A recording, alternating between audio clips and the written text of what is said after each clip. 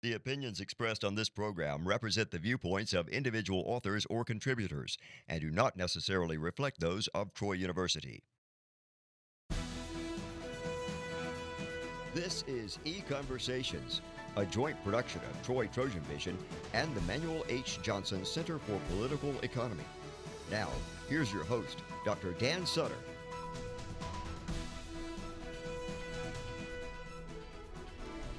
Hello and welcome to EconVersations. I'm your host, Dr. Dan Sutter of the Johnson Center for Political Economy at Troy University.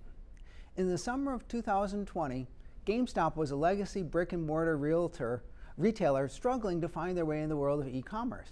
The company was founded in 1984 and has 5,500 retail locations worldwide. But its core operation, the selling of video games and computer games and accessories, had become outdated with the streaming and downloading of games. The company lost over $600 million in its last year before the COVID pandemic. The company's stock was just under $5 a share, and many observers thought it was doomed, like the famous toy retailer Toys R Us. Yet the company's stock started rising steadily during the fall to around $20 at Christmas time, and then in the last half of January of 2021, it just went totally crazy, rising to $350 a share, with a $200 gain in just one day. After falling to $40 in February, the stock has surged again and has been hovering around $150 prior to this. What explains this madness? And does it just demonstrate that the stock market is nothing more than a casino? Well, except that when the investors are betting about companies, they're also gambling workers' jobs. Joining me on EconVersations to help explain the GameStop madness is Mr. Peter Earle. He's an economist with the American Institute for Economic Research. Peter studied engineering at the U.S. Military Academy and then earned graduate degrees in both economics and finance. And he worked in finance for over 20 years before joining AIER. Welcome to the show, Pete. Thanks for having me.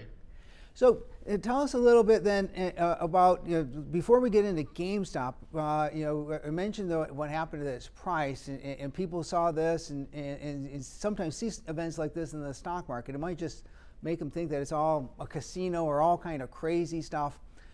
Before we get to talk about GameStop and exactly what happened there with some kind of technical stuff with short selling, let's talk a little bit about what role the stock market plays for our economy as a whole, and how it manages to do what it does. Sure. So the strength of a market economy is based upon a few things, or it's unleashed by a few things. You have private property rights, you have money prices, and you have a few other factors, but the most important are those.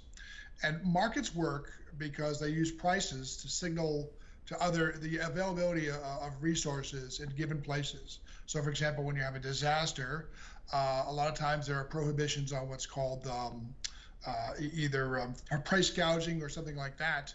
And what that does is it actually prevents aid from getting to places, because prices rising signals that there's need somewhere, and producers respond to higher profit margins. In the stock market, prices signal, or the prices rise and fall based upon individual and sometimes institutional assessments of the future value of a stock. Now, it's not so much that an expensive stock is worth more than a smaller stock, because prices are based upon multiples of future earnings. So, for example, if you had a stock that was priced, or if you had a stock that was $10 and it was estimated that it would make $1 a share the next year, that is a price to earnings ratio of 10. But a stock of 50 with a $50 share price that was expected to have earnings of $5 next year would also have a price to earnings ratio of 10.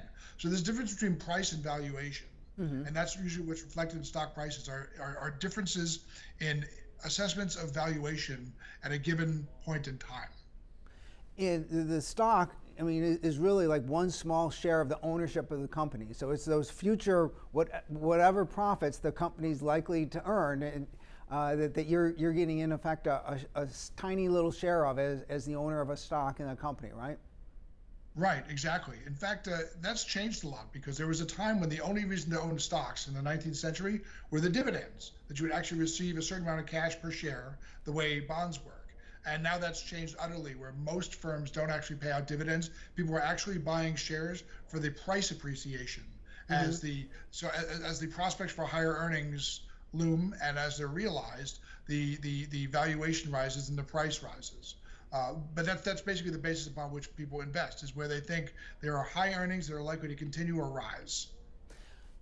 Well, if we know what the future was going to be, then it would be very easy to price everything. But that's really like the miracle of the stock market, why it's so valuable, because it's really bringing together all these different people with different visions of the future and how they think the economy might evolve and everything. And they get to hash it out in the stock market and try and think how much companies should be worth, right?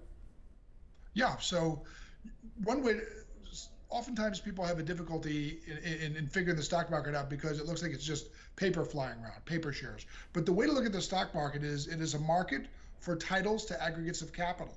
Mm-hmm. So in the same way that a firm would go out and buy a mine or buy a factory, when firms go out and they buy either other companies, or when the value of a company is changed because the prospect for earnings have risen or fallen, that feeds into the whole term structure of production. Mm-hmm. That's a factor in basically figuring out where capital is going to go, where banks are going to make loans, and all that sort of thing. So it's not, as people think, just a blizzard of paper. It has real and significant economic opportunities. But that also doesn't mean that because a stock is high priced or low priced, that the underlying company is necessarily healthy or in poor financial health, or vice versa. There can be a distant difference between stock prices and between actual real world performance. If you could explain that, elaborate on that a little bit for us, how you can sometimes get these differences. Sure. So to some extent, so there's a lot of factors that come into that. First of all, there's just human rationality or irrationality. There's sentiment. There's also in a vacuum of it for information, sometimes stock prices move to a certain extent, move radically one way or the other. I mean, an example of that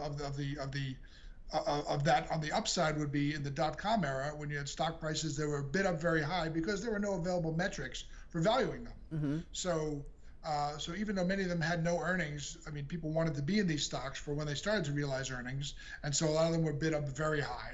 And that actually has a lot to do with just plain supply and demand. A lot of people are squeezing into stocks at any price because they have no idea what the earnings will be, but they think they'll be high. Mm-hmm. And on the other side, you have what happened on March 15th and 16th of last year, where when COVID struck, a lot of the policy implementations and a lot of the other things that were happening led investors to conclude they had no idea what this was going to do to stocks. And it was an open-ended question of whether there would be lockdowns, or if there were lockdowns, how long they would last.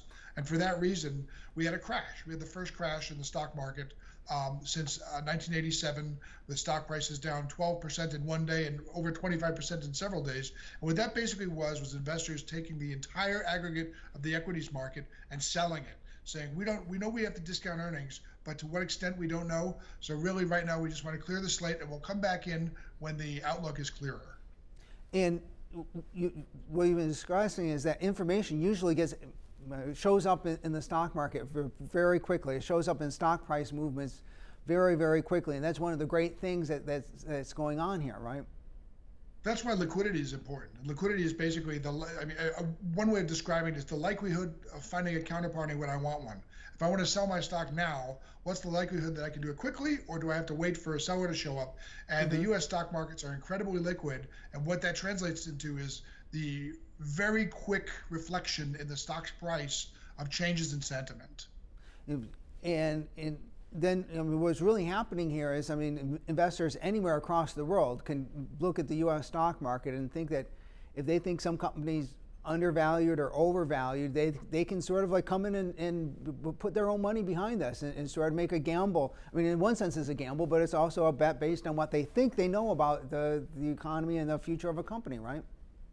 That's absolutely the case, and that's why people who've done that for a while, or people who understand the stock market, they don't really get very upset about overvalued or undervalued stocks, because at some point when the overvaluation or undervaluation becomes profound, other market participants, whether they're arbitrageurs or just people with diverse opinions, with differing opinions, come in and sort of push those prices back towards a more fair valuation. It's sort of mean reverting, but that doesn't mean that as one saying goes, prices can't remain irrational longer than investors can remain solvent.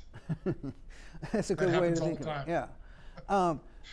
Now, when it comes down to wanting to try to place these bets based on whether you think companies are undervalued or overvalued, is very, in one sense, it's very easy if you think a company's undervalued because you can buy the stock and wait for it to go up in value. But it's a little harder to say if you think a company's overvalued to try to profit from that, because you obviously can't hold the stock while it goes down in value. And this is where we call short selling comes in. So tell us how this would work. Right. So there's a couple of things you could do if you thought a stock was overvalued. You could buy puts, which are options. You could sell calls. But the most direct way is to enter into a short sale. Okay. What a short sale is basically it's a long purchase upside down. You would make money as the stock goes down and lose as the stock goes up in price. And the mechanics that are basically that the short seller obtains stock that's being lent to them, they sell it, and they have to replace it at a lower value. That's the basic way that it works. Mm-hmm. But the really important thing to remember about short selling is that while long purchasers can only lose the value of their investment down to zero, short sellers can only earn up to zero. Basically, if you shorted a stock at 10, the most you could make would be rebuying it at essentially 0 or 1 cent or whatever. Mm-hmm. But the upside, the stock movement on the upside represents unlimited downside, which means theoretically infinite losses, although of course there's no infinite stock price, but it could mean horrendous losses, sometimes in a very short amount of time because of the mechanics of covering the short sale. And that's sort of what we got into with GameStop, and we'll get into a little bit more, but I guess what started was that some investors, especially some hedge funds, seemed to think that they wanted to short this GameStop, and they were really sort of pessimistic about the company, right? Sure. I mean, when you look at the surface, it seems like a no-brainer short, right? Because you have a brick and mortar business, which is in follows the same sort of pattern as, say, Blockbuster and all that sort of thing.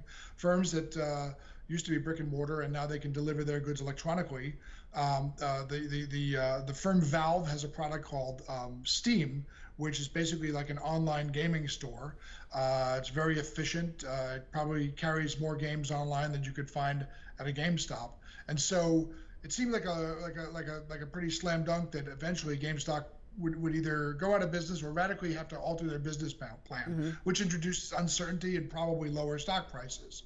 But well, we won't get to the next part of the story until you do. But for a couple of hedge funds, the outcome was quite the opposite. Yeah.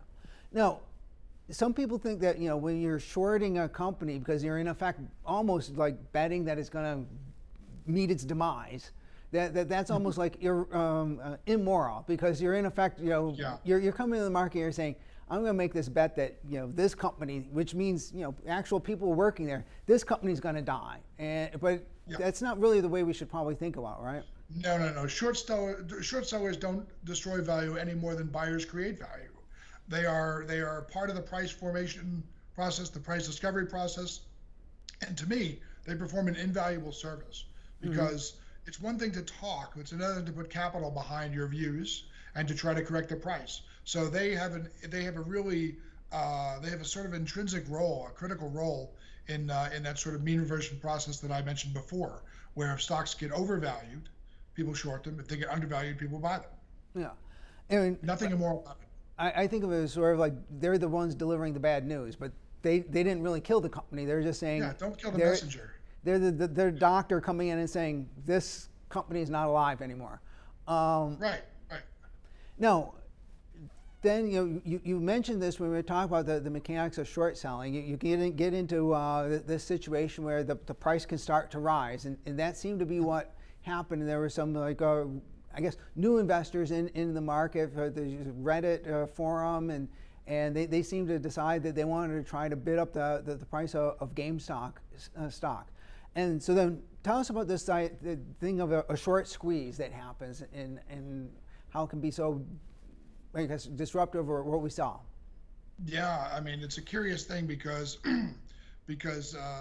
I think a lot of what happened in this case with GameStop had to do with not just a lot of investors on the Wall Street bets and Reddit bulletin boards jumping in and buying it, but also them timing it so that they're all buying at the same time, mm-hmm. therefore focusing that demand unlimited supply in the market. And also, I mean, I don't know whether they thought the company had some bright future that professional institutions, hedge funds didn't know about. I think it was mostly driven by sentiment. I think a lot of them had romantic memories of being a kid and going to GameStop, and they thought that, and they viewed these hedge funds as sort of victimizing the company. Right. But what happens in a short sale, and this is a phenomenon that goes back as old or as long as equity markets do, including the United States, is that what happens is when you are short, you lose money as the stock rises. And so when the price begins to rise, either because news comes out or just because a lot of buyers focus their attention on buying the stock in a short amount of time, which I believe this was, what happens is the stock starts to rise and short sellers, people with short positions, began taking losses. But to cover those, to get out of that position, they also have to buy. So they wind up competing with other buyers who want to see the stock go up to get out of their short position. So, I mean, it's like if you had a leash on and you were, when your dog has a leash on and he starts running, he chokes himself as he tries to get away. It becomes very painful because you wind up pushing the price against yourself to get out. That's essentially what happens. And once this starts going up, and this gets into the element of a bubble, and we describe this as, I mean, even if you thought that GameStop didn't have a great future, you might want to, as the price was going up in January, you might want to jump in and buy some because you think you can buy it, it's going to go up in value, and then you can sell it at a profit, right? So my personal view is that, and it ties directly to this, is that the GameStop investors, the online traders that worked through from Wall Street Bets, who were using Robinhood and a few other retail brokerages, I believe they got the ball started. I do believe that they got the share price from 12 to maybe 50 or 75, but I think that momentum, that upward momentum, was not going to subside until the shorts were basically covered, until a number of other firms were out of their position. So I think there were other hedge funds that maybe had never even looked at GameStop who said, this is basically free money. We can push this thing up, and we'll basically know that Melvin is out of this position, or what other hedge funds are out of the position when the price is harder to move up. So there's a little bit of feel involved, but I definitely think that it started with the GameStop people squeezing the shorts, and it wound up just a free-for-all just to see how high they could get the stock. Now, obviously, that would be bad for the hedge funds that had come in and shorted the stock. They ended up making a bad bet in this regard. But when GameStop's stock has soared, and it's still much higher than it was like last summer at this point in time, I mean, is the company saved now at this point in time? Is troubles behind it? No, absolutely not. I mean, so actually it's funny. So a quick note on valuation. GameStop, depending upon what metrics you use, either has no price to earnings ratio or it has a price to earnings ratio of about 200 at this price. That's forward looking. The PE ratio of the average stock in the S&P 500 index is about 20. So it's overvalued by a factor of about 10. And arguably infinitely, if you believe I believe the present PE ratio is basically 0 because it has losses. Now today, the stock was up about, or maybe today the stock was up about 10% because their CEO is resigning and a new CEO is coming in. So that price change might be reflective of new opportunities, greater earnings, somebody with maybe some more innovative ideas for the company. But this is what I was talking about before, between the disconnect between the real world and the stock market. In this case, you have a stock which has an astronomical valuation, and the move in the stock, whether it was being squeezed up or when it fell back down after the shorts had exited and prices approached more conventional valuations, has very little to do with the actual state of the actual health of the company and all that, with one small caveat, and that is that to some extent, companies with higher share prices and with liquid securities can sometimes be viewed as more favorable for loans and that sort of thing. Right. So to the extent that the higher share price means that a bank would be more willing to loan GameStop money or provide some other sort of assistance, that might have some implication. But I think that as long as we're looking at the same balance sheets, it's not going to matter that much. GameStop is the same company it was, with the exception of the fact that it has a much higher share price. And at some point, somebody's got to figure out some way to create some value with these resources, or eventually they are going to be reallocated. I mean, people are not going to continue to hold this stock at a value where it's so far out of line. So eventually, and that's really the important thing for our economy. Is there something that somebody out there can figure out as a way to use these resources productively in their current use, or do they need to be shifted into something else?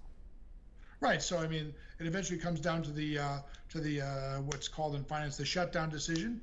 And basically, what one would hope for is that if these companies prove that they're either not viable or that they could be viable, but the wrong people are executing the business plan, either new owners can come in, they can buy the stock, which would give them ownership. If they take a majority of the stock, depending upon the way it's structured, those new investors would basically take control of the company, and they could liquidate some of those resources and free up some of that capital, or there's a lot of things that they could do, but what generally happens is those resources wind up being stewarded better by a new owner or by someone who's better at managing or employing those assets. It's all part of economic calculation in a broader sense. No, some people have suggested that the Reddit investors they came in and using like the Robinhood app have some like fundamentally changed the stock market or made it more democratic. Do you put any stock in that? I don't agree with that. I also am not sure that the market should be democratic. I mean, but I should clarify that, by which I mean, to the extent that prices are determined by supply and demand. If one investor has enough capital to move a price to a place where, in terms of valuation, it reflects their view, it shouldn't matter if there are smaller entities that either don't get the price they want or that sort of thing. And the other thing is that large investors, I mean, we've demonized hedge funds, but we don't, but people do demonize hedge funds. Hedge funds are not necessarily these sort of cutthroat mercenary entities that they're painted to be. There's as many types of hedge funds as there are trading strategies, and some of them represent constituencies, by which I mean investors in 401ks, and some of them represent retirees. So to the extent that the decisions of a hedge fund might affect millions of people in their retirement, and retail investors are really, this is not about retirement, this is sort of just playing in the market, I do think that what the hedge fund does is generally more important. Now, there were a number of congressional hearings held in the aftermath of this GameStop madness, and one of the concerns was raised is that some people could come in and have bought GameStop at something like $150 or whatever, and not know what's going on, and they could lose a bunch of money. And so, do you think that we should try to do more to protect investors who make a decision to get in the market, or should it be more of a case where we say, if you're going to elect to get into the market, you should know what you're doing, and if you're too ill-informed, then you should bear the losses? Sure. So I've been hearing arguments like these since the mid-90s when I got into the financial markets. There are many protections in place. Ultimately, you can't protect people from themselves. And I would say that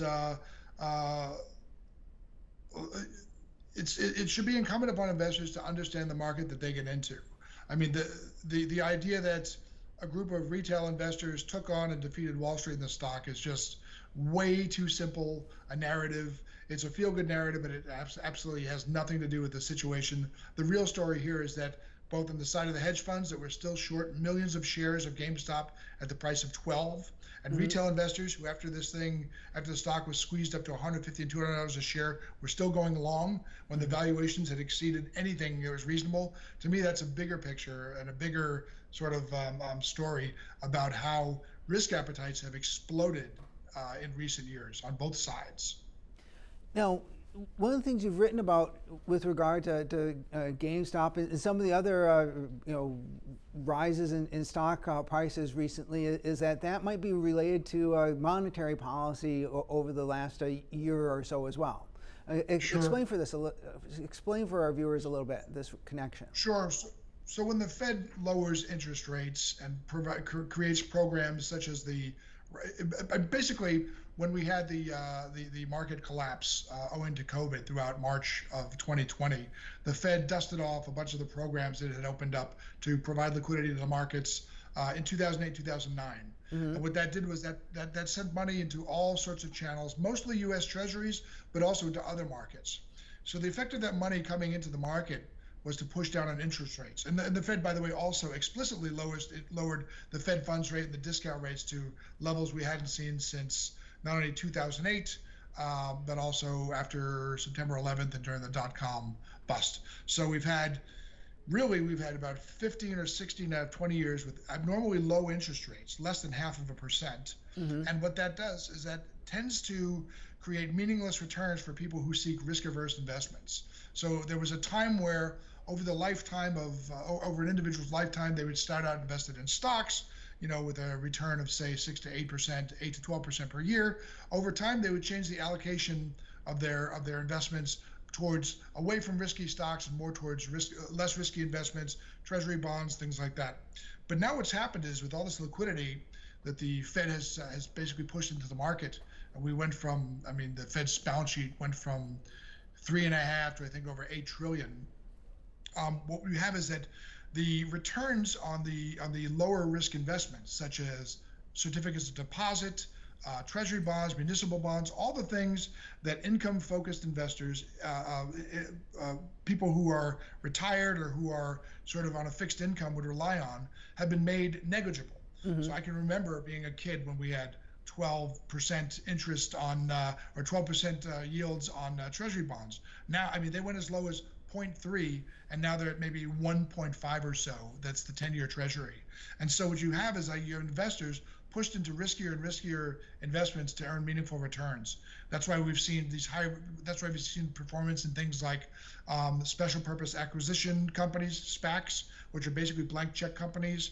We've seen people rush into cryptocurrencies because of the returns there. We've seen it in places like, in microcap stocks. So slowly, with more liquidity, with lower interest rates, what we've seen is that investors are pushed further and further up the risk curve. And I think that also explains why you had investors, albeit retail investors in GameStop and in retail accounts, buying this stock that was probably, it was probably on a conventional, traditional basis overvalued from $12 to $20, buying it and going long at $150 a share. And while you had a hedge fund that had millions and millions of shares short at $12 a share, when the most they could have made is arguably $11 to $7, because a lot of stocks a lot of institutional investors have to get out of a stock when it falls below 5.